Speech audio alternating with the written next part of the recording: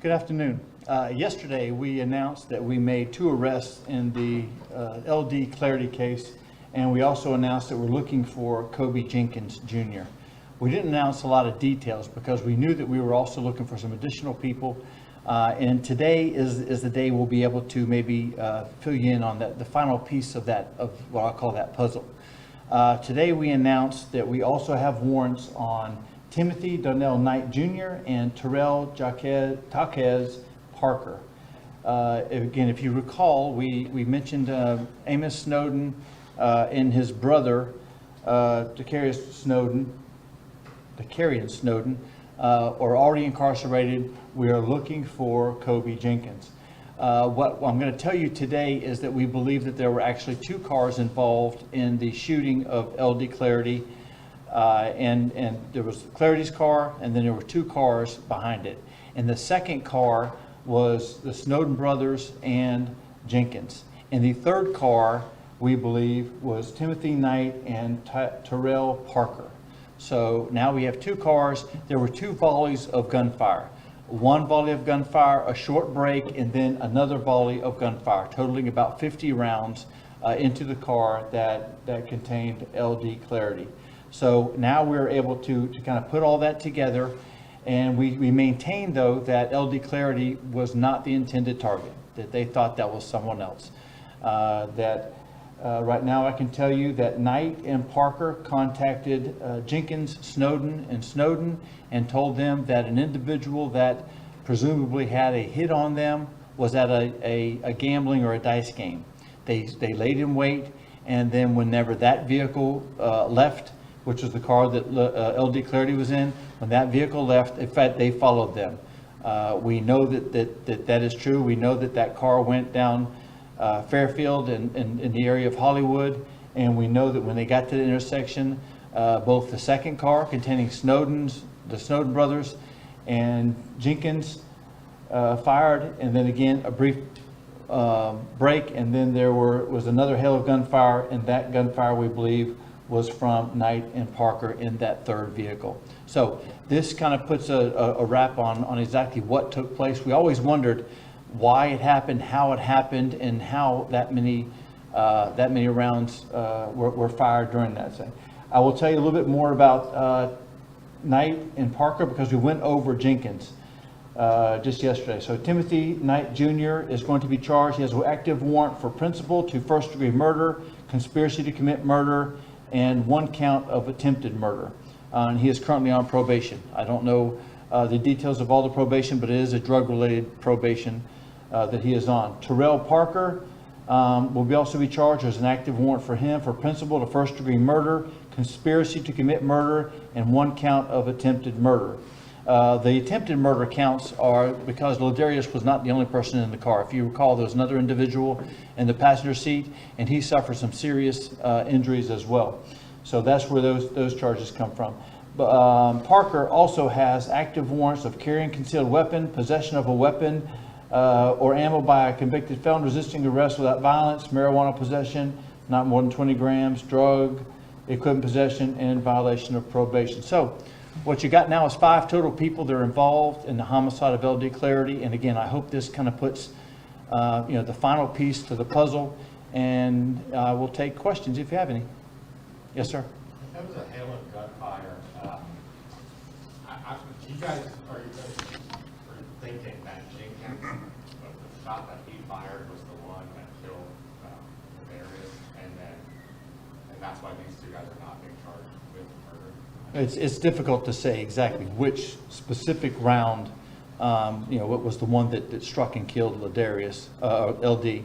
But it's also difficult to know which one actually hit the other occupant of the car. So I think as you've noticed, there are first-degree murders on charges on Kobe Jenkins Jr., and that's because the information that we gleaned from the investigation is that he was actually firing his weapon into the car. The others, they were in a car, and they were principal to this first-degree homicide. You say fire into it, because that when he was close enough to it that it went into the car, like you put a gun into the car? No, I'm just saying that they fired from the car that they were in into the car that L.D. Clardy was in. Okay. All right, any more questions?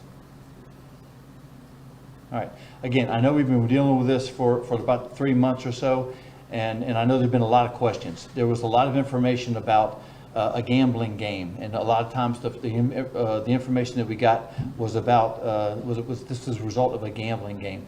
But our investigation revealed that while they were at a gambling game in one of the avenues, that's not why the shooting took place. The shooting took place because they thought LD was someone else. And they thought LD was someone that had there was rumor on the street that there was a hit on that particular person. They followed them 2 cars worth, and they fired again from each of those cars. And now we've been able to identify again through the investigative efforts of the Escambia County Sheriff's Office. We've identified the 3 people that were in the first car, or the trail car, and the 2 people that were in the third car. And that's why we have all 5 of them. I do want to make mention that these are the 3 that are still wanted. Again, Kobe Jenkins, Terrell Parker, and Timothy Knight. We have active warrants on all 3 of them, and if anyone knows where they are, please let us know. If you know where they are and you decide that it's a good idea to help them, having known that they're wanted for murder, then we will charge you as well. It is illegal for you to harbor, to assist after the fact an individual that has warrants like these. So think twice if you feel like helping them. But if you do have information, please let us know. And also, there was Crime Stoppers rewards, and there was a Florida Sheriff's Association reward, and Mr. Watson and his wife had a separate reward for the resolution of the homicide involving LD. There's also Crime Stoppers money available for those who just know where they are. Any one of these 3, if you know where they are, pick up a phone and call Crime Stoppers, 433-STOP, and you could be eligible for a separate reward, not associated with actually the the probable cause development on these 3 people. So I think we have one more question over here. Well, you answered my first question, but I was going to ask about Jenkins, and he was arrested a few weeks after this happened, and I think that was a PPD arrest. Can you all talk about that? I guess you didn't have the evidence at the time. Yeah, I think that there was some evidence gleaned from that arrest. Again, that was a PPD case, but I can tell you that some of the investigative techniques we had required an analysis of the evidence. And when the evidence came back, it takes some time. Once that came back, and then we put that, associate that with everything else that we've been able to get, that's what led us to believe, of their involvement, and then the 2 total cars, or the 2 cars that contained the shooters. So yeah, we're aware of that, but some of the evidence didn't come back for some time later. Yes, sir. I just want to, for complete clarity, so LD was at a dice game. They went to go find him. Jenkins and the Snowden brothers were in a trail car where Parker and Knight were lying in wait for him. My understanding is that, yes, Clardy was at a dice game. Someone thought that Clardy was another individual that had this hit on him. Parker and Knight contact Jenkins, Snowden, and say, hey, we know where this guy is. Come and help us. He's about to leave. They wait. When that car passes by that they think contained this other person, they follow them, and when they get to Fairfield and Hollywood, that's when they start shooting. Both cars shoot. And both cars were following. That's correct. All right. Any more questions? Again, we just wanted to kind of wrap things up. We know yesterday we wanted to make sure that people understood that we did have a major break in the case. We were able to identify the people that were in that first car, and we did have those arrest warrants. I did tell you yesterday that we anticipated more arrests.